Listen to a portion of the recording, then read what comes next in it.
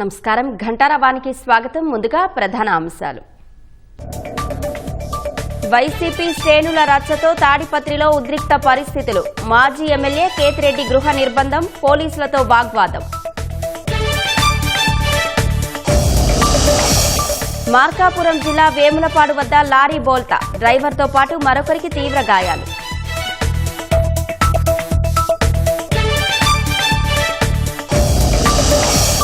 Visakha techie మృతి కేసులో ముమ్మర దర్యాప్తు. Radha Gayatri iPhone unlock యత్నాలు.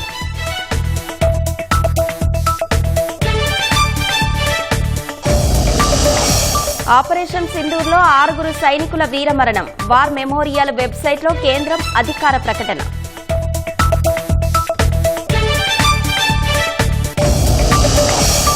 భారీ భూకంపాలతో మరుభూమిలా వెంజువేలా, గల్లంతైన వారి కోసం సహాయక చర్యలు వేగవంతం.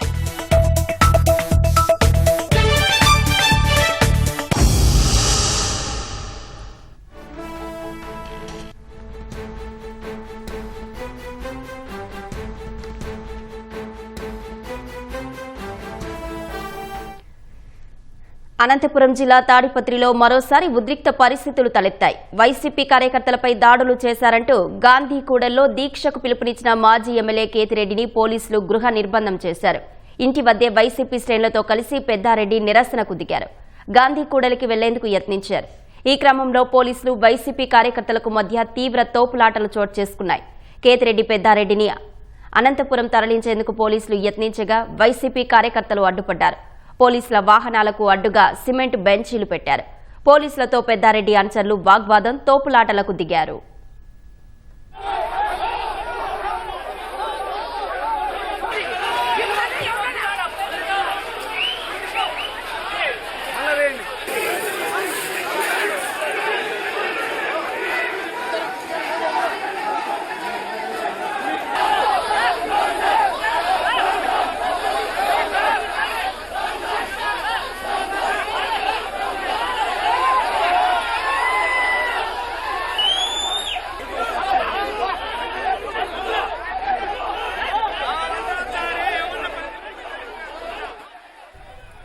ఇక ఇదే అంశానికి సంబంధించి మరింత సమాచారం మా ప్రతినిధి లక్ష్మీప్రసాద్ అడిగి తెలుసుకుందాం. లక్ష్మీప్రసాద్, తాడిపత్రిలో గొడవ సద్దుమణిగిందా? అశ్విని, ఈ మాజీ ఎమ్మెల్యే జేసీ ప్రభాకర్ రెడ్డి, ఇద్దరు మాజీ ఎమ్మెల్యేలు వైసీపీ, టీడీపీ, జేసీ ప్రభాకర్ రెడ్డి, కేతిరెడ్డి పెద్దారెడ్డి మధ్య చాలా రోజులుగా వార్ జరుగుతా ఉంది. ముఖ్యంగా అంటే గత వైసీపీ ప్రభుత్వంలో కేతిరెడ్డి పెద్దారెడ్డి ఎమ్మెల్యేగా ఉన్నప్పుడు టీడీపీ తాడిపత్రి నియోజకవర్గంలో టీడీపీ కార్యకర్తల మీద, నాయకుల మీద అక్రమ కేసులు పెట్టారని, తర్వాత జిల్లా బహిష్కరణ చేయించారని కొంతమంది నాయకులను. దీన్ని ఖచ్చితంగా రివెంజ్ తీర్చుకుంటాము, మాకు సమయం వస్తుందని గతంలో ప్రభాకర్ రెడ్డి హెచ్చరికలు చేస్తూ వచ్చాడు గత ప్రభుత్వంలో. ఈ నేపథ్యంలోనే కూటమి ప్రభుత్వం రావడము, తర్వాత అయినా ఈ వీళ్ళిద్దరి మధ్యన అంటే జేసీ ప్రభాకర్ రెడ్డి, పెద్దారెడ్డి మధ్యన పరిస్థితి చాలా ఉద్రిక్తంగా మారడము. రెండోది, ఇద్దరు ఒకరికొకరు అంటే ఎవ్వరూ తగ్గకుండా ఒకరికొకరు హెచ్చరికలు చేసుకోవడము. దీంతో ఆయన జేసీ ప్రభాకర్ రెడ్డి వాళ్ళ వర్గీయులు మొత్తం అంటే కేతిరెడ్డి పెద్దారెడ్డిని మేము తాడిపత్రికి రానివ్వము అని చెప్పడము. ఆయన కోర్టుకు వెళ్లి కోర్టు ద్వారా సొంత ఖర్చులతో పోలీసులకు ఖర్చులు అంటే ఏదైతే బందోబస్తు ఏర్పాటు చేస్తారో ఆ ఖర్చు మీరే భరించుకోవాలని చెప్పి కోర్టు ఆదేశిస్తూ కేతిరెడ్డి పెద్దారెడ్డికి ఉత్తర్వులు ఇచ్చింది. ఈ నేపథ్యంలోనే 2 రోజుల క్రితం పరస్పర దాడులు జరిగాయి. టీడీపీ, వైసీపీ నాయకుల మీద పరస్పర దాడులు జరిగాయి. ఈ నేపథ్యంలోనే కేతిరెడ్డి పెద్దారెడ్డి తమపై దాడులు జరుగుతున్నాయని దీనికి నిరసన కార్యక్రమంగా ఆందోళన చేపట్టారు. పోలీసులు ముందస్తుగా అప్రమత్తమై ఆయనను ఇవాళ ఉదయాన్నే గృహ నిర్బంధం చేశారు. వాస్తవానికి నిన్న సాయంత్రమే అంటే బయటకు వచ్చి ఎలాంటి ఆందోళన చేయడానికి అనుమతులు లేవని నోటీస్ ఇవ్వడం జరిగింది. ఇవాళ గృహ నిర్బంధం చేశారు కేతిరెడ్డిని. దీని మీద అంటే ఆయన బయటికి వస్తే పోలీసులు ఆయన బయటికి రావడానికి అవకాశం కల్పిస్తే తాము కూడా సిద్ధంగా ఉంటామని చెప్పి జేసీ ప్రభాకర్ రెడ్డి కూడా టీడీపీ శ్రేణులకు పిలుపునిచ్చారు. అక్కడ జేసీ ప్రభాకర్ రెడ్డి వైపు కూడా చాలా మంది టీడీపీ కార్యకర్తలంతా ఆయన ఇంటి దగ్గర ఉన్నారు. ఎక్కడికక్కడ అంటే రోడ్డు మీదకి ఆయన వస్తే మేము వస్తామన్న దీంట్లో పోలీసులకు ఇరుపక్షాలు సవాలు విసురుకున్నారు. ఈ నేపథ్యంలోనే కేతిరెడ్డి పెద్దారెడ్డి బలవంతంగా వచ్చి రోడ్డు మీద కూర్చోవడం జరిగింది. దాని కార్యకర్తలతో పోలీసులు ఎంత చెప్పినా ఆయన వెళ్ళకపోగా దీంతో అక్కడున్న పరిస్థితి ఉద్రిక్త పరిస్థితులను అదుపులో తేవడానికి పోలీసులు కేతిరెడ్డి పెద్దారెడ్డిని అనంతపురం తరలించడానికి ప్రయత్నించారు. వాహనంలో ఎక్కించుకున్నారు. అయితే కార్యకర్తలు పెద్ద ఎత్తున పోలీసు వాహనాన్ని అడ్డుకొని ముందుకు వెళ్ళనీయకపోవడంతో కొంత పోలీసులు కూడా వైసీపీ కార్యకర్తల మీద లాఠీ చార్జీ చేసి చెదరగొట్టడం జరిగింది. దీంతో పోలీసులు మొత్తం పరిస్థితిని అదుపులోకి తీసుకొని కేతిరెడ్డి పెద్దారెడ్డిని ఇంట్లోకి తరలించారు. ప్రస్తుతము కేతిరెడ్డి పెద్దారెడ్డి తాడిపత్రిలో తన ఇంట్లో ఉన్నారు. పోలీసులు సుమారుగా ఒక 200 మంది పోలీసులు తాడిపత్రిలో గట్టి బందోబస్తు ఏర్పాటు చేశారు. జేసీ ప్రభాకర్ రెడ్డి కూడా ఆయన ఇంట్లో ఆయన ఉంటూ మొత్తం అంటే ఆయన బయటకు వస్తే మేము బయటకు వస్తామన్న పరిస్థితులకు దారి తీస్తా ఉంది. అశ్విని, ధన్యవాదాలు లక్ష్మీప్రసాద్.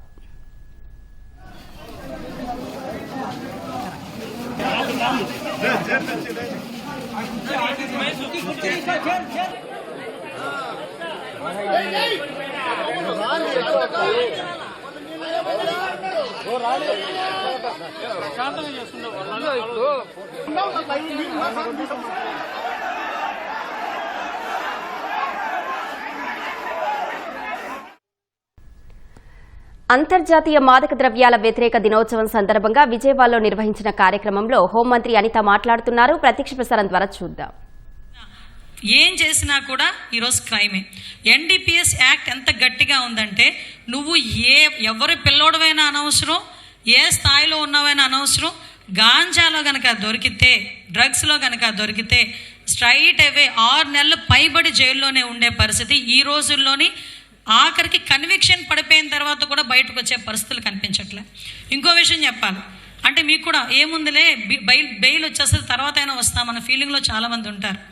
ఈ రోజుల తల్లిదండ్రులు కూడా అటువంటి పిల్లల్ని బెయిల్ నుంచి బయటికి విడుదల చేయడానికి కూడా ఒప్పుకోకుండా బెయిల్ జామీన్ల మీద కూడా సంతకాలు పెట్టని కేసులు మేము ఎన్నో చూసాం.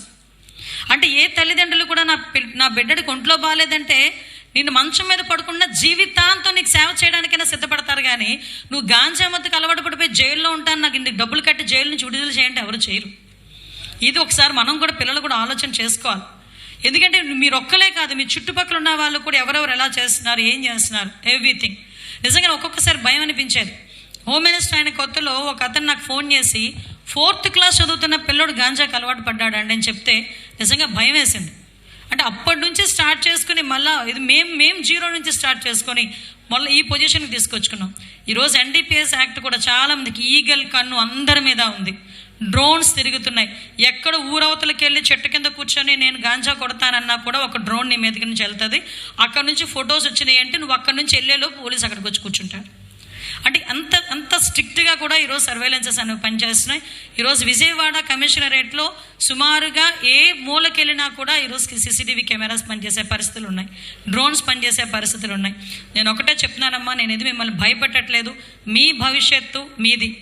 ఈరోజు మీ భవిష్యత్తు మీదే కాదు. ఈరోజు మనం మార్నింగ్ లెగిస్తే మంచి బట్టలు వేసుకోవాలి, మంచిగా రెడీ అవ్వాలి, మంచిగా భోజనం చేయాలి, నేను ఆరోగ్యంగా ఉండాలి, ఎందుకంటే ఇది నా శరీరం అని ఆలోచించుకున్న మీరు ఇలాంటి చిన్న చిన్న ఆనందాల గురించి అనవసరంగా మన భవిష్యత్తునే కాదు మన ఆరోగ్యాన్ని కూడా పాడు చేసుకొని అనకూడదు. కానీ మన తల్లిదండ్రులకి కడుపు కోతను మిగిల్చే పరిస్థితి రాకూడదని మిమ్మల్ని అందరినీ కోరుకుంటున్నా. ఈరోజు గవర్నమెంట్ తీసుకున్న ఇనిషియేషన్స్ ఆఖరికి లీగల్ టీం ఎంతవరకు అంటే ఆపరేషన్ గరుడ అని చెప్పి మెడికల్ షాప్స్ని కూడా ఈరోజు మేమందరం కూడా చెక్ చేసుకుంటున్నాం. ఈవెన్ రైల్వే స్టేషన్స్లో మా స్నిఫర్ డాగ్స్ చాలా ఎఫెక్టివ్గా పనిచేస్తున్నాయి. గాంజా పట్టడంలో మా పోలీస్ డాగ్లు ఈరోజు ఉత్తమ అవార్డులు కూడా ఇవ్వాలి. వాటికి అంత మంచి ట్రైన్ అయి ఉన్నాయి. బెటర్ వేలో ఈరోజు ప్రతి ఒక్కరు కూడా సోషల్ రెస్పాన్సిబిలిటీ తీసుకుంటున్నారు. నేను మిమ్మల్ని కోరేది ఒకటే, మన భవిష్యత్తు బాగుండాలంటే ఈ రోజు కాదు, నెక్స్ట్ మీ జనరేషన్, నెక్స్ట్ మీరందరిది ఈ మొత్తం ఇదంతా ఎంజాయ్ చేసేది మీరు మీ చుట్టుపక్కల ఉన్న వాళ్ళందరినీ కూడా సేఫ్ గార్డ్లో ఉంచాలి అనుకుంటే మీ తాలూకు ఇన్ఫర్మేషన్ కూడా మేము గోప్యంగా ఉంచుతాం. 1972కి డెఫినెట్గా అటువంటి పరిస్థితులు ఎక్కడైనా ఉంటే కాల్ చేయండి. కాల్ చేసి దయచేసి మీ సమాచారాన్ని కూడా గోప్యంగా ఉంచుతాం. ఈ సమాజం రక్షణలో కానీ అదేవిధంగా డ్రగ్స్ ఫ్రీ ఆంధ్రప్రదేశ్గా మార్చడానికి మీ అందరి సహాయ సహకారాలు ఇప్పటి నుంచి కూడా మిమ్మల్ని అందరినీ కోరుకుంటున్నామని తెలియజేసుకుంటూ, ఒక మంచి అవకాశం ఇలాగే నుంచి మాట్లాడితే గంటల తరబడి మాట్లాడతా, కానీ మిమ్మల్ని అంత విసిగించే విసిగించడం కంగారు పడకండి. మీరు ఎవరు కూడా దయచేసి ఒకటే చెప్తున్నానమ్మా, మీరందరూ కూడా మంచిగా చదువుకొని, ఇందాక పొలిటీషియన్స్ అన్నారు కదా, ఎనీ టైం మీలో ఎవరైనా ఏ రోజుకైనా ఒక ఎమ్మెల్యే ఒక ఎంపీ అలా అయిన వాళ్ళు ఎవరైనా ఉన్నా కూడా ఏ రోజైనా నన్ను వచ్చి కలవండి. డెఫినెట్గా గుర్తుపెట్టుకొని మాత్రం కలవండి ఒకసారి, నేను హ్యాపీ ఫీల్ అవుతా. ఈరోజు యువశక్తిని ముందుకు తీసుకురావాలని ఉద్దేశంతో అమ్మ మీకు తెలుసా, యాక్చువల్గా మొన్న అసెంబ్లీలో 164 సీట్లు మేము గెలిస్తే అందులోని 60% కొత్త వాళ్ళకి అవకాశాలు వచ్చినాయి. ఈరోజు 25 మంది మంత్రులు ఉంటే దగ్గర 17 మంది కొత్త వాళ్ళు ఉన్నాం మేము మంత్రులుగా. అదేవిధంగా నిన్న కాక మొన్న రాజ్యసభకి కూడా మా అందరికన్నా చిన్నోడు విజయ్ని తీసుకెళ్ళి, చింతకాయల విజయ్ని రాజ్యసభ సభ్యుని చేశారు మన నారా చంద్రబాబు నాయుడు గారు. అంటే ఏంటంటే యువశక్తిని ప్రోత్సహించాలి అని చెప్పి ఈరోజు పాలిటిక్స్లో కూడా ఫర్దర్గా ప్రెసిడెంట్లు కానీ ఎంపీటీసీలు కానీ ఎవరు పోటీ చేసినా కూడా 40 సంవత్సరాలు ఆ టార్గెట్ పెట్టి 40% యువతకి ఇవ్వాలి అని చెప్పి ఆల్రెడీ కొన్ని మా పార్టీలోని కూడా కొంత డెసిషన్స్ కూడా తీసుకున్నాం. అంటే అన్ని రంగాల్లోని కూడా యువశక్తిని ముందుకు తీసుకెళ్లాలంటే అదొక రిసోర్స్, దాన్ని మనం కాపాడుకోవాల్సిన బాధ్యత ఉంది. కాబట్టి మీరందరూ కూడా ఆ విషయంలో మా అందరికీ కూడా సహాయ సహకారాలు అందిస్తారని మనస్ఫూర్తిగా కోరుకుంటూ, ఈ అవకాశం ఇచ్చిన మీ అందరికీ కూడా ప్రత్యేకంగా ధన్యవాదాలు తెలియజేసుకుంటూ, పిల్లలందరికీ కూడా నా ఆశీర్వాదాలు తెలియజేసుకొని జై Hind. Thank you very much madam. గౌరవ మంత్రివర్యులు గౌరవనీయులు శ్రీమతి వంగలపూడి అనిత గారు మన అందరికీ కూడా చక్కటి దిశానిర్దేశం చేశారు. మన జీవన విధానం ఏ విధంగా మనం మార్చుకోవాలి అనేది. మరి ఈ సందర్భంగా వారికి మీ అందరి కరతాళ ధ్వనుల మధ్య ప్రత్యేకమైనటువంటి ధన్యవాదాలు. ఆపరేషన్ సింధూర్ సమయంలో వీరమరణం పొందిన సైనికుల వివరాలను కేంద్ర ప్రభుత్వం తొలిసారి ప్రకటించింది. పహల్గాం ఉగ్రదాడి ధీటుగా బదిలిస్తూ సైన్యం ఆపరేషన్ సింధూర్ను చేపట్టింది. ఈ ఆపరేషన్లో వీరమరణం పొందిన 6 సైనికుల పేర్లను నేషనల్ వార్ మెమోరియల్ అధికారిక వెబ్సైట్లో కేంద్రం వెల్లడించింది. ప్రాణత్యాగం చేసిన 6 అమరవీరుల్లో 5 ఆర్మీకి చెందిన వారు కాగా ఒకరు ఎయిర్ ఫోర్స్కు చెందిన సార్జెంట్ అని కేంద్రం తెలిపింది. Subedar major Pavan Kumar, rifleman Sunil Kumar, lance Naik Dinesh Kumar, Agniveer Murali Naik, Havildar Sunil Kumar సింగ్తో పాటు ఎయిర్ ఫోర్స్కు చెందిన సార్జెంట్ సురేంద్ర కుమార్ దేశ మాత కోసం పోరాడుతూ నేల కొరిగినట్లు కేంద్రం తెలిపింది. ఢిల్లీలోని జాతీయ యుద్ధ స్మారకం వద్ద ఏర్పాటు చేయనున్న ప్రత్యేక గ్రానైట్ పలకాలపై ఈ అమరవీరుల పేర్లను శాశ్వతంగా లిఖించనున్నట్లు కేంద్రం పేర్కొంది.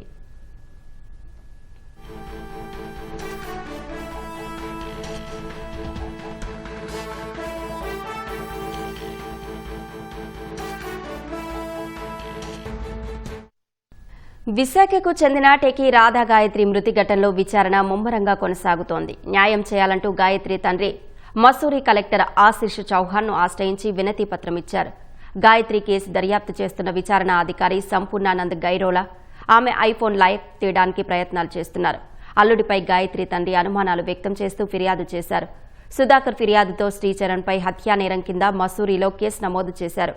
కేసు నమోదు తర్వాత శ్రీచరణ్ కనిపించకుండా వెళ్లిపోయారు.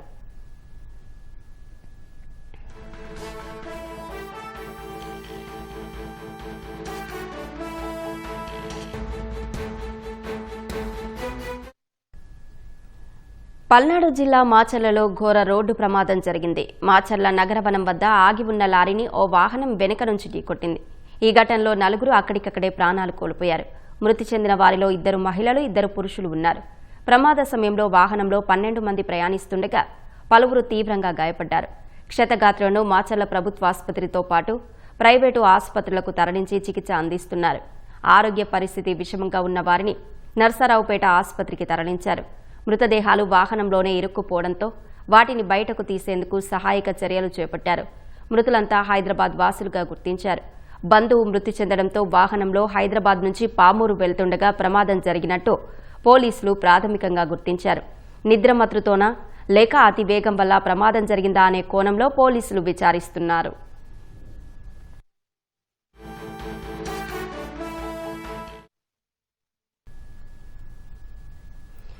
అన్నమయ్య జిల్లా పీలేరు మండలం టానా వడ్డిపల్లి సమీపంలో రోడ్డు ప్రమాదానికి 3 బలయ్యారు, 6 గాయపడ్డారు. రేగళ్ల గ్రామానికి చెందిన 8 మంది కలికిరి మండలం దూదేకులపల్లిలో పీర్ల పండుగకు ఆటోలో వెళ్లారు. పండుగ అనంతరం తిరిగి స్వగ్రామానికి బయలుదేరారు. చిత్తూరు కడప ప్రధాన రహదారిలోని టానా వడ్డిపల్లి వద్ద ఆటోను ఓ కారు ఎదురుగా వచ్చి ఢీకొంది.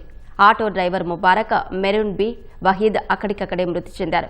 కారు డ్రైవర్ వెంకటరమణతో పాటు అందులోని 3కి స్వల్ప గాయాలయ్యాయి. క్షతగాత్రులకు పీలేరు ప్రభుత్వ ఆసుపత్రిలో ప్రాథమిక చికిత్స అందించారు.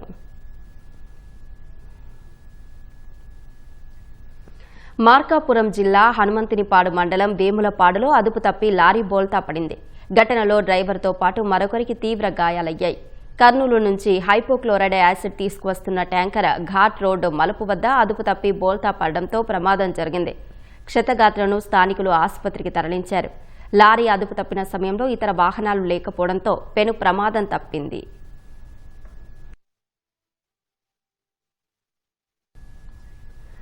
గోవా గవర్నర్ అశోక్ గజపతిరాజు జన్మదినాన్ని పురస్కరించుకుని విజయనగరంలోని ఆయన బంగ్లాలో మంత్రి కొండపల్లి శ్రీనివాస్, ఎంపీ కలిశెట్టి అప్పలనాయుడు పుట్టినరోజు శుభాకాంక్షలు తెలిపారు. వెంకటేశ్వర స్వామి ప్రతిమను అశోక్ గజపతిరాజుకు అందజేసి శాలువాతో సత్కరించారు. ఈ కార్యక్రమంలో టీడీపీ నాయకులు, కార్యకర్తలు పాల్గొన్నారు.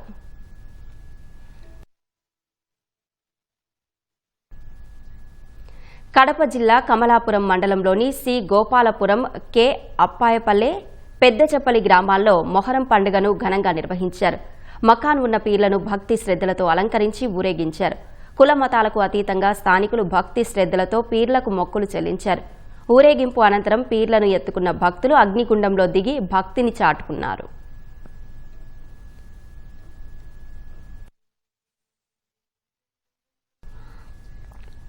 ఉక్రెయిన్ రాజధాని కీవ్పై రష్యా మరోసారి విరుచుకుపడింది. కీవ్లోని పలు ప్రాంతాలపై రష్యా బాలిస్టిక్ క్షిపణులతో దాడులు చేసింది. ఈ కారణంగా కీవ్లోని పలు గోదాముల్లో భారీ అగ్ని ప్రమాదం సంభవించింది.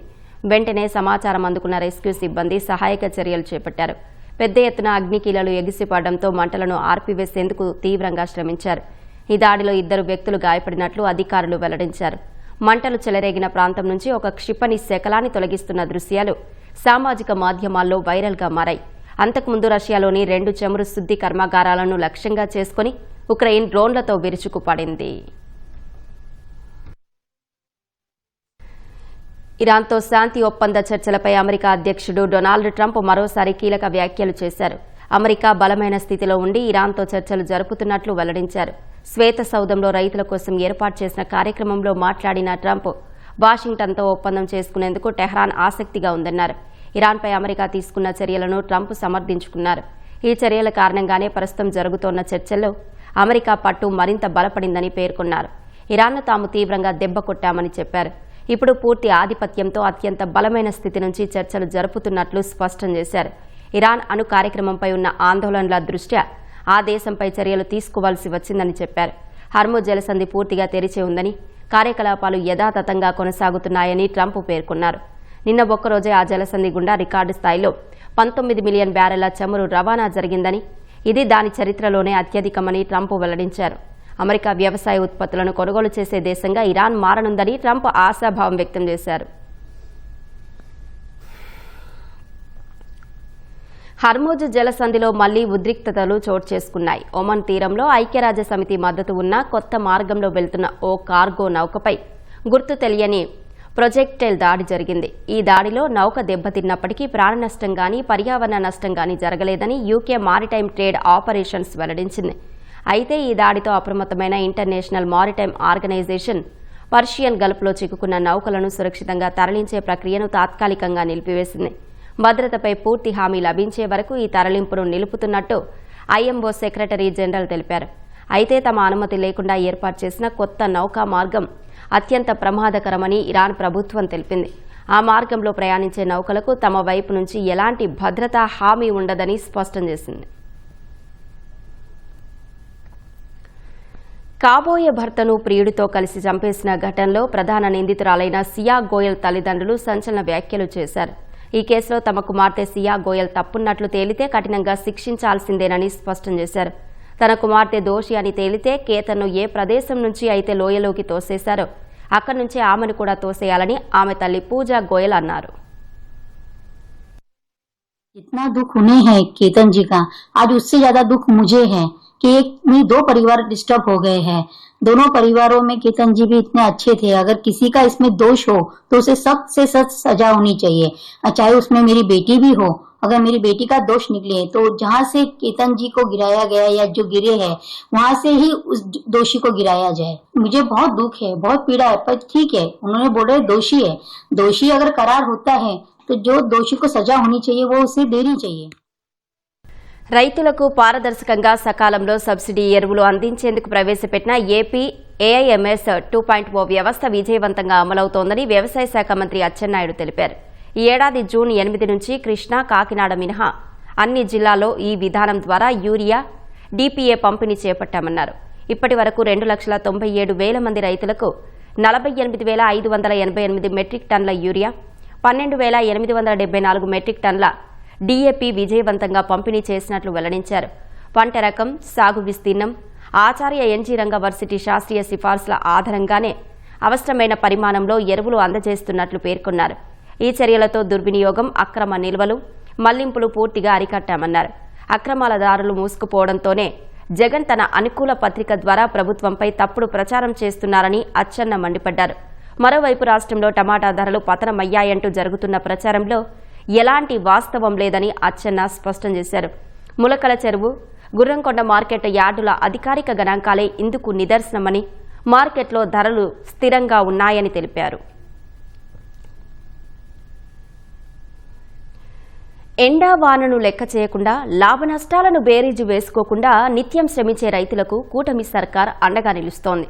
సాగులో రైతులకు ఉపయోగపడే సాంకేతిక పరిజ్ఞానం, అవసరమైన సలహాలు అందించేందుకు రైతన్న మీకోసం కార్యక్రమాన్ని నిర్వహిస్తోంది.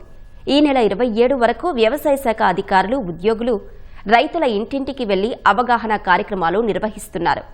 పంటల ఎంపికతో పాటు ఎరువుల పంపిణీ సహా వైవిధ్యకరణమైన సూచనలిస్తూ భరోసా కల్పిస్తున్నారు. సాగు పద్ధతులు, వ్యవసాయ యాంత్రీకరణ, సాంకేతిక పరిజ్ఞానంపై రైతులకు వ్యవసాయ శాఖ అధికారులు అవగాహన కల్పిస్తున్నారు.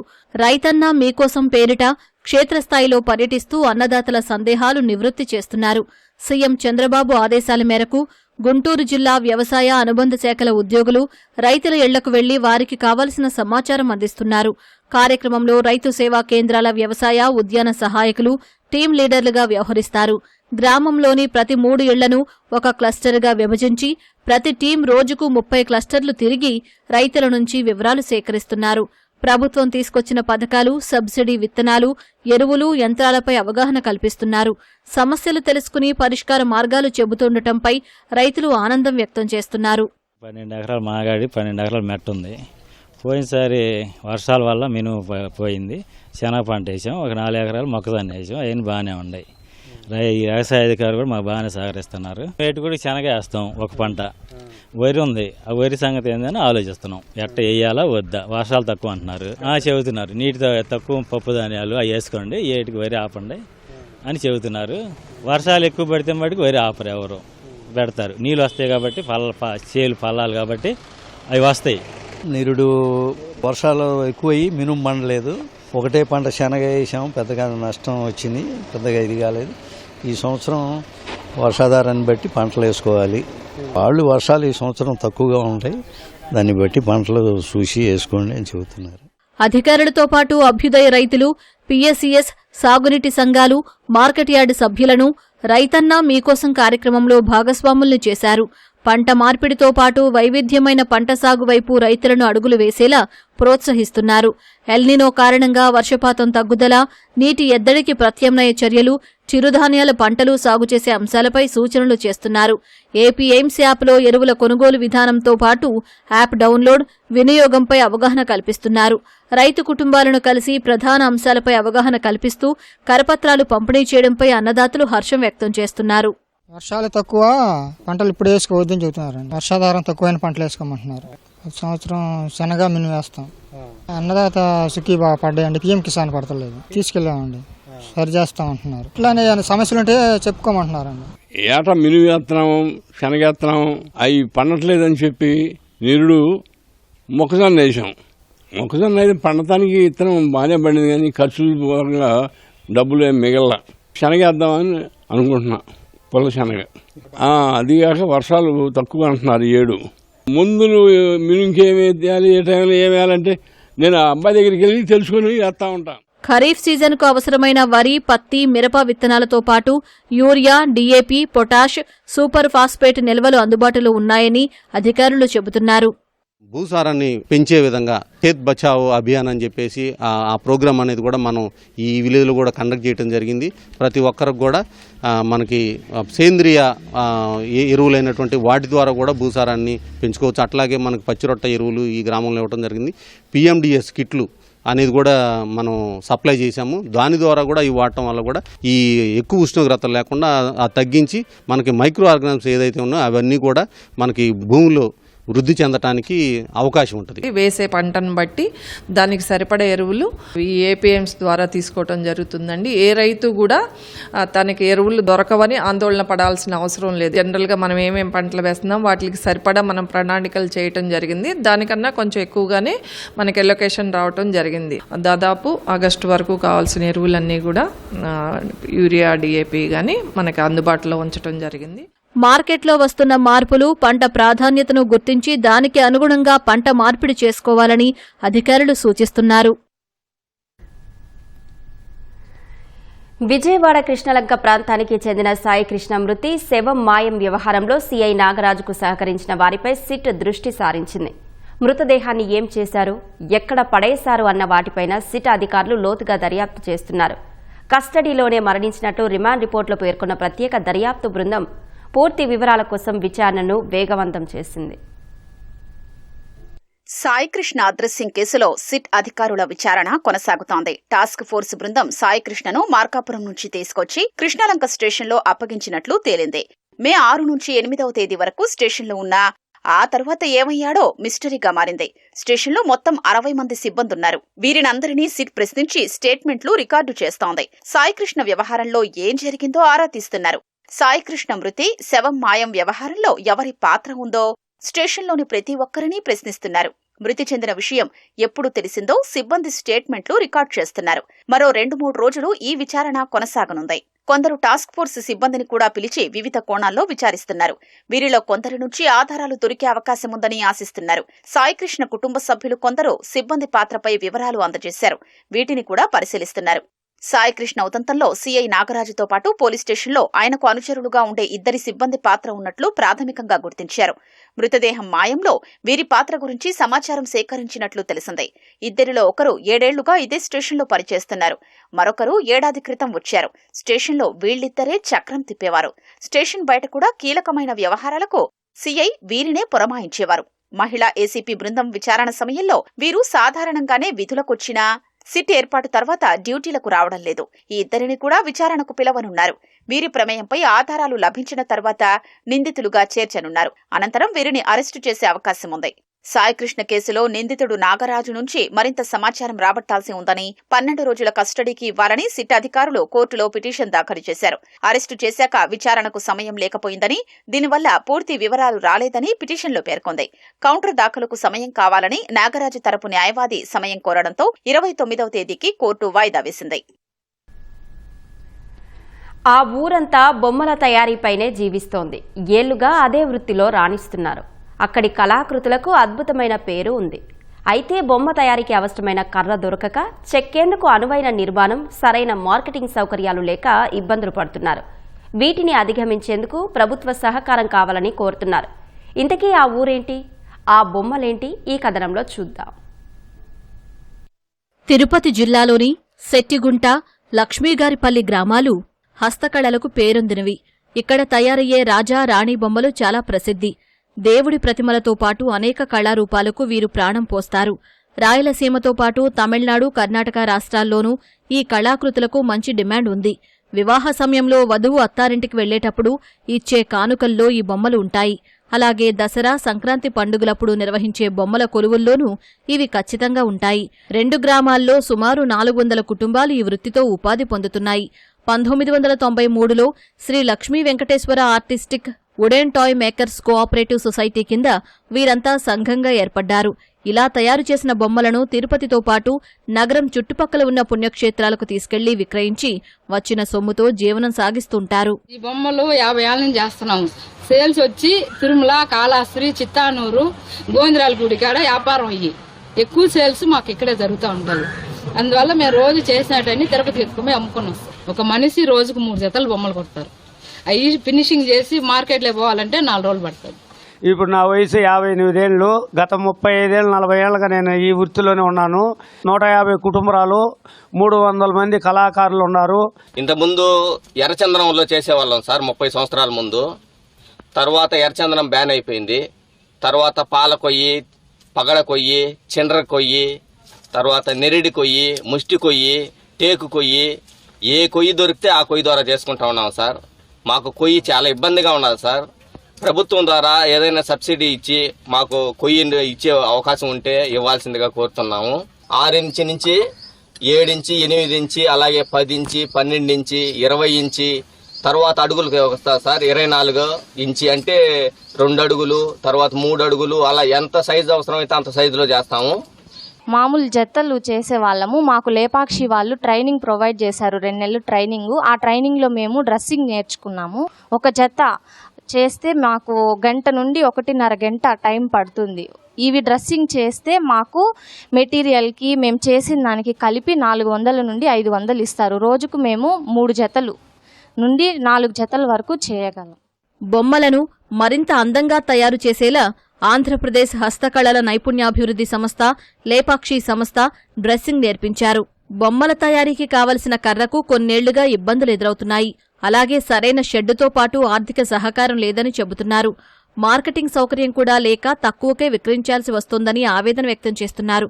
ఈ సమస్యలను తొలగించడంతో పాటు రాయితీ కింద రుణాలు ఇచ్చేలా చూడాలని ప్రభుత్వాన్ని కోరుతున్నారు. గతంలో అడుగు పోయి తెచ్చుకునేవాళ్ళు, ఇప్పుడు అది లేదు. లేనందువల్ల మేము తోటలో టేక్ కొయ్యలు అవి తీసుకొని కొట్టుకుంటున్నాము. మాకు సరైన ధరలు కుదరక నష్టపోతున్నాం సార్. మేము ఒక 500-600 పని చేసుకుంటాం సార్. 500 నుండి 1000 రూపాయల వరకు పని చేసుకుంటాం. కొయ్యి సదుపాయం బాగుంటే. కొయ్యి లేనందువల్ల మేము ఎక్కువ డబ్బులు పనులు చేసుకోలేక ఇబ్బందులు పడుతున్నాం సార్. మాకు మంచి కొయ్యి కలిగించాలని, మాకు షెడ్ ఒకటి నిర్మించాలని, తగిన పనిముట్లు మాకు ఇవ్వాలని గవర్నమెంట్ని మేము కోరుకుంటున్నాం సార్. ఇదే బొమ్మలు శ్రీలంక ఎయిర్పోర్ట్ లో కూడా పెట్టి అమ్ముతున్నారు. అక్కడ డాలర్తో అమ్ముకున్నారు. కానీ అవకాశం మాకు ఇవ్వాలి కదా గవర్నమెంట్. అట్లా గవర్నమెంట్ దగ్గరకు వచ్చి మాకు కొయ్యి ఇచ్చేసి మాకు ఇది ఒక రేట్ చేస్తే బాగుంటుందని దేవుడు మిమ్మల్ని కోరుకుంటున్నాను గవర్నమెంట్ ని. మార్కెటింగ్ కూడా ప్రభుత్వం మాకు స్టాల్స్ ఇచ్చి సొంతంగా అమ్ముకోగలిగితే మేము 10 రూపాయలు సంపాదించుకోగలుగుతాము. ఈ సబ్సిడీ లోన్లు ఇవి ఇప్పిస్తే మేము ఆర్థికంగా ఒక ముందుకు పోయేదానికి ఉంటుంది. మా ఊరికి ఒక షెడ్ ఇవ్వాల్సిందిగా నేను కోరుకుంటున్నాను. ఆ షెడ్ వస్తే మా కుటుంబాలు మొత్తం ఆ షెడ్లో పనిచేసుకుంటాము. వర్షం పడినా పడకపోయినా ఉపాధి అనేది చాలా బాగుంటుంది. మా ఊరికి ఒక షెడ్ అనేది, అలాగే కొయ్య అంటే వుడ్ సరఫరా అనేది కావాలి. వెంకటేశ్వర బొమ్మలు, కృష్ణులు, వినాయకుళ్ళు అన్నీ చేస్తారు. అన్నీ కూడా కల్పించుకొని మేము విదేశాలకు పంపించాలని మాకు కోరిక ఉంది. ఆ కోరిక అట్టే నిలిచిపోతున్నది. కాబట్టి గవర్నమెంట్ ఈ మాదే రూపంలో మాకు కొంచెం సహాయం చేస్తే బయట దేశాల కూడా పంపించి వ్యాపారం చేసుకొని ఇంకా లాభ పొందుతాము. డాక్టర్ బిఆర్ అంబేద్కర్ కోనసీమ జిల్లా యానాం ఎదురులంక వారధిపై నుంచి గోదావరిలోకి దూకి ఓ వివాహిత ఆత్మహత్య చేసుకుంది. సమాచారం అందుకున్న పోలవరం పోలీసులు ఘటనా స్థలానికి చేరుకుని మత్స్యకారుల సహాయంతో మృతదేహాన్ని వెలికితీశారు. మృతురాలు కొమరగిరి గ్రామానికి చెందిన కలవల దుర్గా భవానీగా గుర్తించారు. ఆమెకు 2 అమ్మాయిలు, 1 అబ్బాయి ఉన్నారు. కొంతకాలంగా మానసిక ఆరోగ్యం సరిగ్గా లేక చికిత్స తీసుకుంటుందని దుర్గా భవానీ భర్త విజయ్ కుమార్ తెలిపారు. ఈ క్రమంలోనే ఆత్మహత్యకు పాల్పడినట్లు అనుమానిస్తున్నారు. పోలీసులు కేసు నమోదు చేసి దర్యాప్తు చేపట్టారు. గ్రామ పంచాయతీల్లో కోట్ల రూపాయల నిధులు దుర్వినియోగమయ్యాయి. 669 పంచాయతీల్లో సుమారు 20 కోట్ల రూపాయల నిధులు నిబంధనలకు విరుద్ధంగా డ్రా చేసినట్లు ప్రాథమిక విచారణలో తేలింది. పెట్రోల్, డీజిల్ ఖర్చుల పేరిట ఇతర పనుల బిల్లులను అప్లోడ్ చేసి నిధులు మళ్లించారనే ఆరోపణలు వినిపిస్తున్నాయి. ఈ వ్యవహారంలో కొందరు సర్పంచులు, కార్యదర్శుల పాత్రపై అధికారులు దృష్టి సారించారు. గ్రామ పంచాయతీల నిధుల్ని ఇంటి దొంగలు మేసేశారు. పదవీ కాలం ముగిసే ముందు కొందరు సర్పంచ్లు, కార్యదర్శులతో కుమ్మక్కై చేతివాటం ప్రదర్శించారు. పంచాయతీల్లో ఖర్చుల నిర్వహణ కోసం ప్రభుత్వం ప్రత్యేకంగా రూపొందించిన స్వర్ణ పంచాయతీ పోర్టల్లోని కంటింజెంట్ మాడ్యూల్ను కొందరు కార్యదర్శులు దుర్వినియోగం చేసినట్లు అధికారులు అనుమానిస్తున్నారు. పెట్రోల్, డీజిల్ ఖర్చుల కింద ఇతర పనులకు సంబంధించిన బిల్లులు అప్లోడ్ చేసి CFMS ద్వారా చెల్లింపులు పొందినట్లు వెల్లడైంది. పశ్చిమ గోదావరి జిల్లా వీరవాసరం మండలంలోని పంచాయతీల్లో డీజిల్ ఖర్చుల పేరిట సుమారు 25 లక్షల రూపాయలు చూపారు. విజయవాడ గ్రామీణ మండలం ప్రసాదంపాడులో 17 లక్షల రూపాయలు, తిరుపతి జిల్లా వెంకటగిరిలో 32 లక్షల రూపాయలు డ్రా చేసినట్లు అధికారులు గుర్తించారు. విచారణలో మరిన్ని ఆసక్తికర అంశాలు వెలుగులోకొస్తున్నాయి. కాలువల మరమ్మతులు, తాగునీటి పైప్లైన్ల రిపేర్లు, మోటార్ల నిర్వహణ, బ్లీచింగ్ పౌడర్ కొనుగోళ్లు, LED వీధి దీపాల ఏర్పాటు వంటి పనులు జరిగినట్లు చూపించి బిల్లులు సమర్పించినట్లు ఆరోపణలు ఉన్నాయి. అయితే ఆ పనులు నిజంగా జరిగాయా లేక తప్పుడు బిల్లులు సృష్టించారా అన్న కోణంలో అధికారులు లోతుగా విచారణ చేపట్టనున్నారు. పంచాయతీల్లో నిధుల ఖర్చుల కోసం ప్రభుత్వం పనులు, మెటీరియల్ సేకరణ, కంటింజెంట్ వంటి ప్రత్యేక మాడ్యూళ్లను అమలు చేయాలని ఆదేశించింది. అయినప్పటికీ కొందరు అధికారులు వాటిని పక్కనబెట్టి కంటింజెంట్ మాడ్యూల్లోనే వివిధ రకాల బిల్లుల్ని అప్లోడ్ చేసినట్లు తెలుస్తోంది. ఈ నేపథ్యంలో కొత్త మాడ్యూళ్లను ఖచ్చితంగా అమలు చేయడం ద్వారా అవినీతి, అక్రమాలకు అడ్డుకట్ట వేయొచ్చని నిపుణులు అభిప్రాయపడుతున్నారు. ఇక నిధుల గోల్మాల్ వ్యవహారంలో బాధ్యులెవరు, నిధులు నిజంగానే దుర్వినియోగమయ్యాయా అనే విషయాలు విచారణ పూర్తయిన తర్వాత స్పష్టత రానుంది.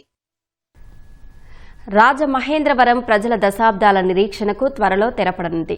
గోదావరి ముంగిట్లోనే ఉన్న ఏళ్ల తరబడి తాగునీటి కోసం ఇబ్బంది పడుతున్న నగరవాసుల కళ సాకారమయ్యే దిశగా అడుగులు పడ్డాయి. నగరంలో అత్యాధునిక నీటి శుద్ధి కేంద్రం ఏర్పాటుకు పునాదిరాయి పడింది.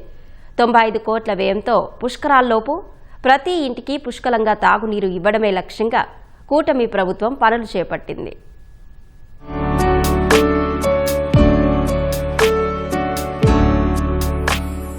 చెంతనే గోదావరి ప్రవహిస్తున్నా రాజమహేంద్రవరం ప్రజలకు తాగునీటికి కరవే. ఏటా లక్షల టీఎంసీల నీరు సముద్రంలో కలుస్తున్నా నగరంలో నీటికి కటకటే. రాజమహేంద్రవరం కార్పొరేషన్ పరిధిలో స్వచ్ఛమైన తాగునీరు అందక దశాబ్దాలుగా ప్రజలు ఇబ్బంది పడుతున్నారు.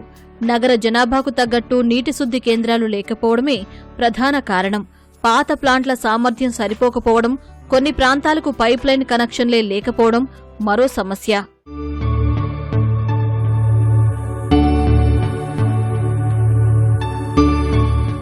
నీటి కొరత తీర్చాలని దశాబ్దాలుగా పాలకులను వేడుకున్నా పట్టించుకున్న నాథుడే లేరని స్థానికులు వాపోతున్నారు. తాగునీటి సమస్యను శాశ్వతంగా పరిష్కరిస్తామని హామీ ఇచ్చి అధికారంలోకి వచ్చిన కూటమి నేతలు భవిష్యత్తు తరాల అవసరాలను తీర్చేలా భారీ మెగా ప్రాజెక్టు నిర్మిస్తున్నారు.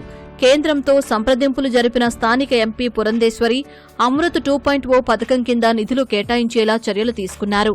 202.02 కోట్లతో మెగా ప్రాజెక్టును ఆమోదింపజేశారు.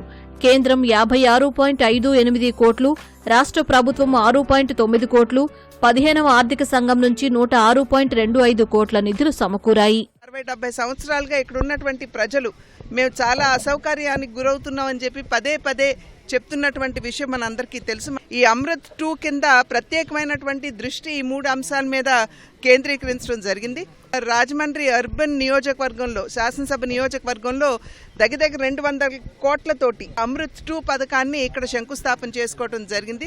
ఎన్డీఏ కూటమి ఎప్పుడూ కూడా ప్రజల సంక్షేమానికి, అభివృద్ధికి పెద్దపీట వేస్తున్నటువంటి విషయం ప్రజలందరూ కూడా గమనించాలి అని చెప్పి చేస్తున్నటువంటి అభ్యర్థన.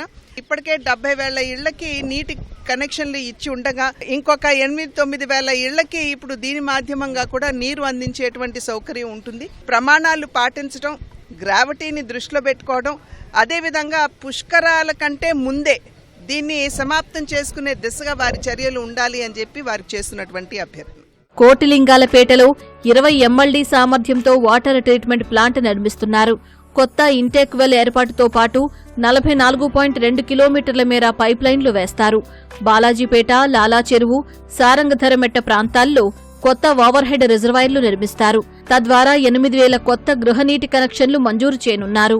క్వారీ ప్రాంత ప్రజలు ఏదైతే 45, 46, 47, 48, 49 వార్డుల్లో ఉదయం అరగంట కూడా సరిగ్గా రాదు, సాయంత్రం అరగంట కూడా సరిగ్గా రాని పరిస్థితులు. నీరు ఉదయం గంట తగ్గకుండా, సాయంత్రం కూడా గంట తగ్గకుండా వారికి నీరు అందించాలని ఒక కార్యక్రమం తీసుకురావడం అన్నది నా జీవితాంతం మరవలేనిది.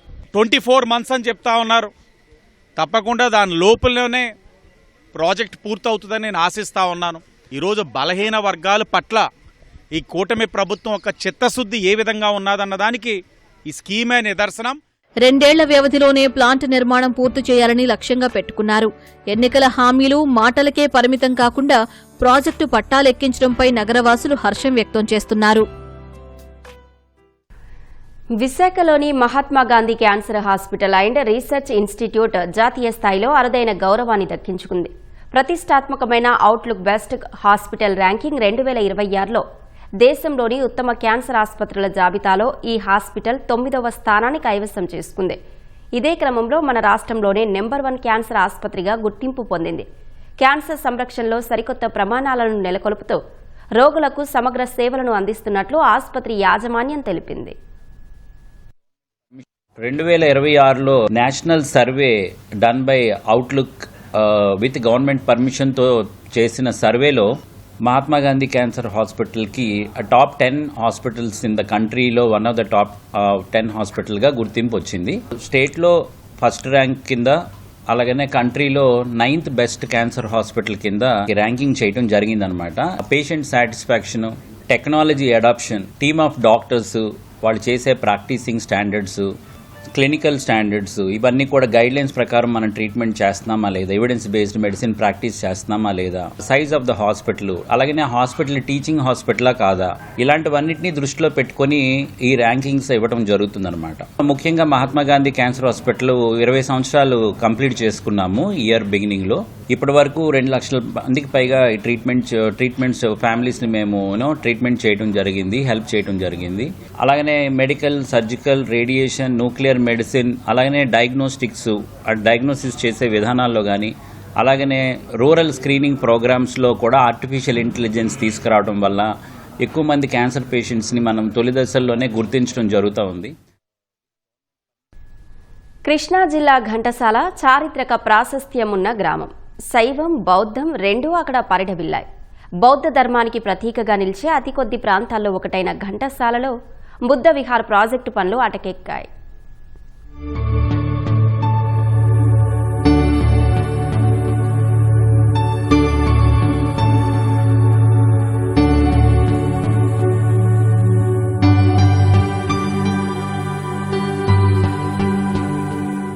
కృష్ణా జిల్లా ఘంటసాలలో అసంపూర్తిగా దర్శనమిస్తున్న ఈ సైన బుద్ధవిహార్ ప్రాజెక్ట్ వైసీపీ పాలకుల నిర్లక్ష్యానికి నిలువుటద్దంగా నిలుస్తోంది.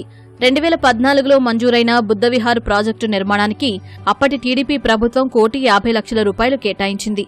అదే గ్రామానికి చెందిన ప్రవాసాంధ్రుడు గొర్రెపాటి రంగనాథ్ 2.2 ఎకరాల స్థలాన్ని పర్యాటక శాఖకు విరాళంగా అందజేశారు. 2017 సెప్టెంబర్ 16న బుద్ధవిహార్ ప్రాజెక్టుకు శంకుస్థాపన చేశారు. కొంతమేర పనులు కూడా జరిగాయి. ఆ తర్వాత వైసీపీ అధికారంలోకి వచ్చాక సైన బుద్ధవిహార్ ప్రాజెక్టు పడకేసింది. బిల్లులు చెల్లించలేదని కాంట్రాక్టర్లు పనులు నిలిపివేశారు. అప్పటి టీడీపీ ప్రభుత్వ హయాంలో చేపట్టిన నిర్మాణాలు అసంపూర్తిగా వెక్కిరిస్తున్నాయి. ఈ ప్రాజెక్టును కూటమి ప్రభుత్వమైనా పూర్తి చేయాలని స్థలదాత కుటుంబీకులు విజ్ఞప్తి చేస్తున్నారు.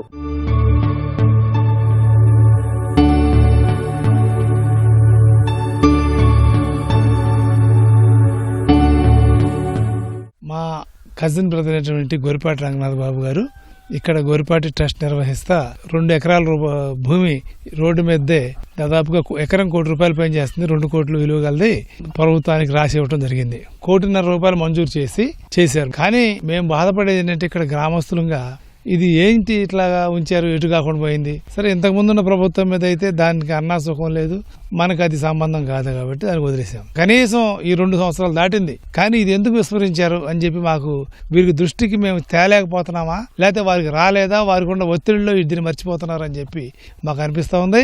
మీకు ఒకవేళ ఇబ్బంది అయితే మా భూమి మా గొరిపాటి ట్రస్ట్ అప్పచెప్పండి, మేము దీన్ని అభివృద్ధి చేసి మా గొరిపాటి ట్రస్ట్ కింద దీన్ని మేము చేస్తాం. వైసీపీ హయాంలో నిలిచిన సయ్యన బుద్ధ ప్రాజెక్టు పనులు మళ్లీ ఎప్పుడు ప్రారంభమవుతాయోనని పర్యాటక ప్రేమికులు ఆశగా ఎదురుచూస్తున్నారు.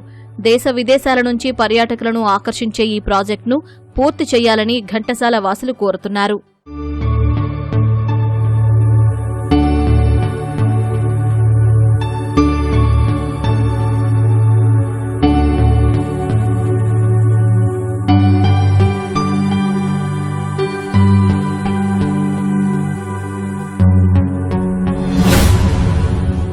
అప్పుడు స్టార్టింగ్ ఇచ్చినప్పుడు గవర్నమెంట్ పూర్తి చేసిందండి. మళ్ళీ ప్రభుత్వం మారేటప్పటికి ఇబ్బందులు వచ్చేసి ఆగిపోయింది. మళ్ళీ ఇప్పుడు ప్రభుత్వం మారింది కాబట్టి చేస్తారనే ఆశతో ఉన్నాం మేము. మంచి ఉపయోగం అండి. ఇతర గ్రామాల నుంచి కానీ ఇతర రాష్ట్రాల నుంచి కానీ చూడటానికి వాటికి వస్తూ ఉంటారు. దీనివల్ల మంచి ఉపయోగం ఉందండి. గ్రామానికి బాగా ఉపయోగం, ఇతర ప్రాంతాలకు కూడా ఉపయోగం. ప్రాజెక్ట్ అనేది డెవలప్ అయితే మన ఘంటసాల గ్రామమే కాదు చుట్టుపక్కల ఉండే గ్రామాలు కూడా కొంచెం ఇదిగా ఉండి ఘంటసాల గ్రామం అనేది ఒక అభివృద్ధిలో వస్తుంది అనేది మా ఆశాభావం వ్యక్తం చేస్తున్నాం. గవర్నమెంట్ త్వరితగతిన దీని గురించి ఆలోచించి వెంటనే ఏదైనా సహాయ సహకారాలు అందిస్తే గ్రామ పెద్దలు కూడా పూనుకుని ఒక రూపు తీసుకొస్తారని ఆశాభావం వ్యక్తం చేస్తున్నాం. ఇప్పటికైనా ఈ ప్రాజెక్టుని కుటుంబ ప్రభుత్వం పట్టించుకొని పూర్తి చేయాలని, లేని పక్షంలో స్థలము తమకు అప్పగిస్తే ప్రాజెక్టు పూర్తి చేసి అత్యంత సుందరంగా తీర్చిదిద్దాలని చెప్పేసి స్థలదాతలు విజ్ఞప్తి చేస్తున్నారు. ఘంటసాల సైనబుద్ధ ప్రాజెక్టు నుంచి కెమెరా ఎమిషన్తో ఓబ్లేష్, ఈటీవీ న్యూస్. వర్షాకాలం నేపథ్యంలో గ్రామాల్లో సీజనల్ వ్యాధులు ప్రబలకుండా ముందస్తు చర్యలు తీసుకోవాలని ఉప ముఖ్యమంత్రి పవన్ కళ్యాణ్ పంచాయతీరాజ్ గ్రామీణాభివృద్ధి శాఖ అధికారుల్ని ఆదేశించారు. పారిశుద్ధ్య నిర్వహణ, తాగునీటి భద్రత, దోమల నియంత్రణ చర్యలపై అధికారులతో చర్చించారు. ప్రజారోగ్య పరిరక్షణను ప్రతి గ్రామ పంచాయతీ అత్యంత ప్రాధాన్యత అంశంగా తీసుకోవాలన్నారు. క్రమం తప్పకుండా అన్ని పంచాయతీల్లోనూ బ్లీచింగ్ పౌడర్, క్లోరిన్ బిళ్లలు అందుబాటులో ఉంచాలన్నారు.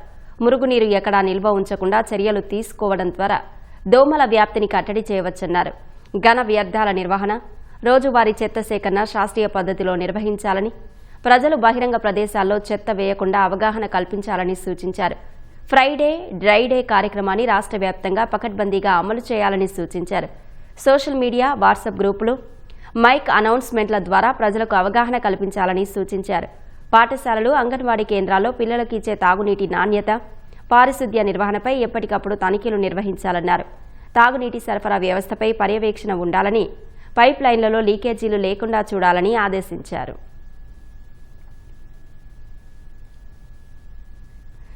ఒకప్పుడు శివారులకే పరిమితమైన అంతర్రాష్ట్ర నేరగాళ్ల ఆగడాలు మితిమీరి ఇప్పుడు నగరం లోపలికి చేరుకున్నాయి. దొంగతనమైన, సుపారీ హత్యలైన ప్రతిసారి నిందితులు సరికొత్త పంథాలో పోలీసులకు చిక్కకుండా తప్పించుకుంటున్నారు. వారిని పట్టుకునేందుకు పోలీసులు చేసే ప్రయత్నాలు సినిమాలను తలపిస్తున్నాయి. నిత్యం సవాళ్లతో సహవాసం చేసే పోలీసులకు తాజాగా మరో సవాల్ కంటి మీద కొనుకు లేకుండా చేస్తోంది. మరేంటా సవాల్? ఛాలెంజ్ విసిరిన ఆ ముఠా చివరకు పోలీసులకు చిక్కారా?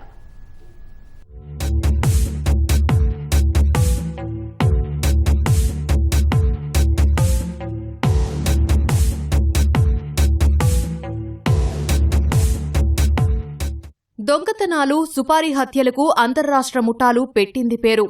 అనేక నేరాల్లో పోలీసులకు చిక్కకుండా తప్పించుకు తిరుగుతున్న రోజులు లేకపోలేదు. గతంలో చెడ్డీ గ్యాంగ్, రాజస్థాన్, మహారాష్ట్ర, హర్యానా గ్యాంగ్లు ఇష్టారాజ్యంగా ఇళ్లల్లో చోరీలు చేసేవారు. పోలీసుల నిరంతర పర్యవేక్షణ, ప్రజల్లో అవగాహన వల్ల వాటికి అడ్డుకట్టపడింది. ఆ తర్వాత బ్యాంకుల్లో సొత్తును కొల్లగొట్టి పరారయ్యేవారు. అక్కడ భద్రత కట్టుదిట్టం చేయడంతో దొంగలు కొత్త పంతాలతో చోరీలకు పాల్పడుతున్నారు. ప్రతిసారి ఒక్కో మార్గంలో నేరస్తులను పట్టుకోవడం వారికి కష్టతరంగా మారింది.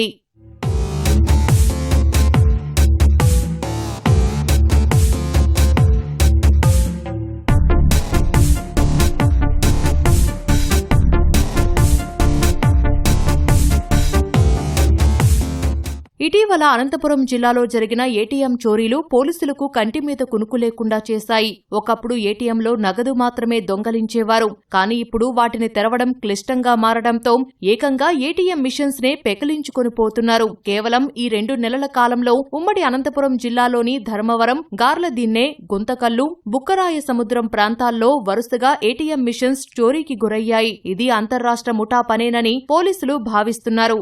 ఈ కేసులో ఏటీఎం దొంగతనం జరగడం జరిగింది. దీంట్లో మొత్తం ఏటీఎం బాక్స్ అది తీసుకెళ్లడం జరిగింది. సో ప్రీవియస్ గా కూడా కొన్ని ప్లేసెస్ లో సిమిలర్ కైండ్ ఆఫ్ అఫెన్సెస్ అది జరిగాయి. సో దాని బేసిస్ మీద మనకున్న అవైలబుల్ క్లూస్ మీద వర్కౌట్ చేసి ఇన్వెస్టిగేట్ చేస్తున్నాము. తొందరలో కేసు డిటెక్ట్ చేయడం జరుగుతుంది. దర్యాప్తులో భాగంగా సీసీ కెమెరాలు పరిశీలించిన పోలీసులకు విస్తుపోయే వాస్తవాలు తెలిసాయి. హర్యానా, గురుగావ్, మేవార్ ప్రాంతాల నుంచి ఈ ముఠాలు వస్తున్నట్లు గుర్తించారు. దాదాపు 40 టీంలుగా దక్షిణాది రాష్ట్రాల్లోకి జాతీయ రహదారి గుండా ప్రవేశిస్తున్నట్లు విచారణలో తేలింది. ఈ వరుస దొంగతనాల కేసును ఛేదించేందుకు వాటి మూలాలున్న రాజస్థాన్కు వెళ్లి పోలీసులు 15 రోజులు నిఘా పెట్టారు. అయితే అక్కడ నిందితుల సమాచారం అందించేందుకు పోలీసులు నియమించుకున్న గూఢాచారి విఫలమవ్వడంతో వారికి నిరాశ మిగిలింది. మూలాల వరకు వెళ్లి కూడా నిందితులను పట్టుకోలేకపోయారు. ఎవరు చేస్తారనేది మేము ఐడెంటిఫై చేయడం అప్పుడే నెక్స్ట్ 2 daysలోనే ఐడెంటిఫై చేస్తాము. వాళ్ళు ఖచ్చితంగా వాళ్ళు కూడా డిటెక్ట్ చేసేసారు ఎవరైతే చెప్పేసి ఖచ్చితంగా చేస్తాం. అంటే ఇది ఇప్పుడు కాదు, ముందు నుంచి కూడా మన NH అన్ని మనకు పక్కన ఉండడం అనేది ఒక మన రాయలసీమలో ఎస్పెషల్లీ మన ఎస్టోయిల్ అనంతపూర్ డిస్ట్రిక్ట్లో గతంలో చూసినప్పుడు కూడా కొన్ని అఫెన్సెస్ జరిగింది. అన్ని గ్యాంగ్ కూడా బయటకు నుంచి నార్త్ ఇండియా నుంచి వచ్చిన చేసేసే గ్యాంగ్సే ఉన్నారు. ఇక్కడ నుంచి ఎస్కేప్ అవడానికి కూడా NH ఉంది కాబట్టి ఇమీడియట్ గా వాళ్ళు ఎస్కేప్ అయిపోవచ్చు, అదొకటి ఉంది. బట్ సో ఇంకా దీని పరంగా కూడా ప్రికాషనరీ మెషర్స్ తీసుకుంటున్నాము, అది కూడా కమింగ్ డేస్ లో చెప్తాం. హర్యానా, రాజస్థాన్ రాష్ట్రాల నుంచి వచ్చే ఈ ముఠాలు దక్షిణాది రాష్ట్రాల్లోకి ప్రవేశించి ఏపీ, తెలంగాణ, కర్ణాటక, తమిళనాడు, ఒడిశా రాష్ట్రాల్లో దోపిడీలకు పాల్పడుతున్నట్లు పోలీసులు గుర్తించారు. త్వరలోనే నిందితులను అరెస్టు చేస్తామని తెలిపారు.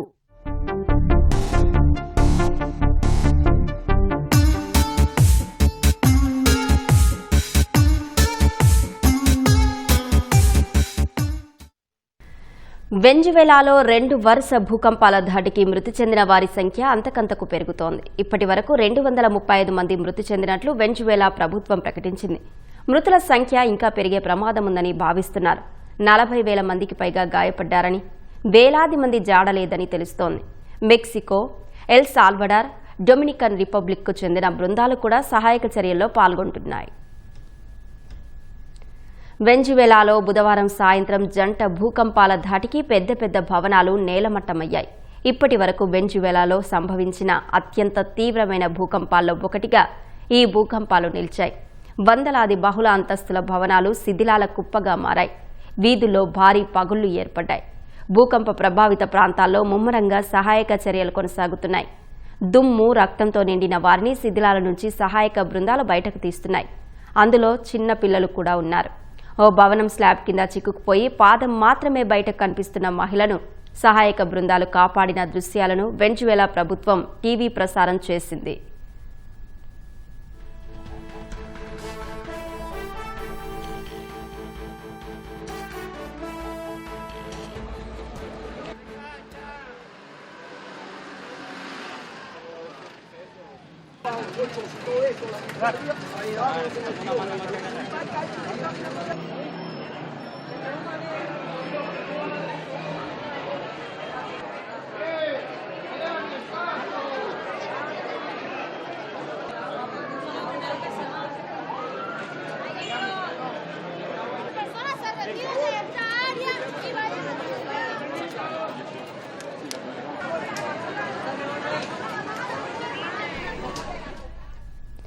వెంజువెలా రాజధాని కారకస్కు ఉత్తరాన ఉన్న లాగ్వైరా తీర ప్రాంతంలో ఆస్తి ప్రాణ నష్టం ఎక్కువగా ఉంది. భూకంపం కారణంగా ప్రధాన విమానాశ్రయాన్ని మూసివేశారు. ఇది సహాయక చర్యలను మరింత క్లిష్టతరం చేసింది. తప్పిపోయిన వారి కోసం బాధిత కుటుంబాలు పోస్టర్లు అంటించాయి. మరికొందరు తమ వారిని వెతుకులాడుతూ చేతి రాతతో కూడిన పేర్ల జాబితాలను పంచుకున్నారు. దేశంలో ఫోన్ సేవలకు అంతరాయం ఏర్పడడంతో విదేశాల్లోని వెంజువెలా పౌరులు తమ బంధువులను సంప్రదించడానికి నానా అవస్థలు పడ్డారు. కారకస్లోని డౌన్ టౌన్లో వందలాది మంది పార్కులు, పార్కింగ్ స్థలాలు, ఇతర బహిరంగ ప్రదేశాల్లో రాత్రి గడిపారు.